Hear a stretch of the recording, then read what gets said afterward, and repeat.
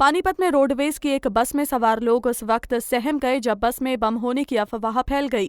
बस दिल्ली से चंडीगढ़ जा रही थी। पानीपत के पास पहुंचने के बाद अचानक बस के अंदर कुछ अजीब सी आवाज आने लगी, जिसे सुनकर बस में सवार लोग डर गए। ड्राइवर ने बस रोकी और बस में बम होने की आशंका जताते हुए बम स्क्वाड को खबर की। हालांकि इस दौरान बस में कुछ भी नहीं मिला। जी, पुलिस को ये क्या नाम है, गाड़ी में बच्चे रोने की आवाज़ आई थी, जैसे कोई रो रहा है ऐसे।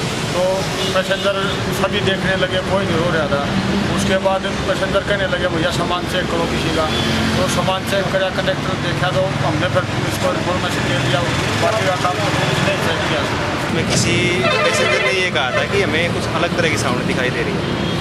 तो पैसेंजर में से यही ड्राइवर कंडक्टर को कहा गया कि एक बार पुलिस कंट्रोल रूम में फ़ोन करके इसकी इतला करो।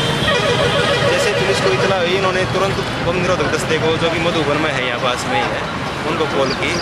हालांकि इन्होंने सब कुछ चेक करवा लिया था पहले, सभी बारीकी से जो भी है, जो कि इंचार्ज है, इनने सभी तलाशी ले ली थी उनकी, जो भी बम वो थे, सूटकेस थे या कोई इस तरह की लावारिसी ना हो। बम की अफवाह के बाद लोगों को दूसरी बस में रवाना कर दिया गया। बस की पूरी तरह से तलाशी ली गई, लेकिन इस दौरान बस में कुछ भी संदिग्ध नहीं मिला।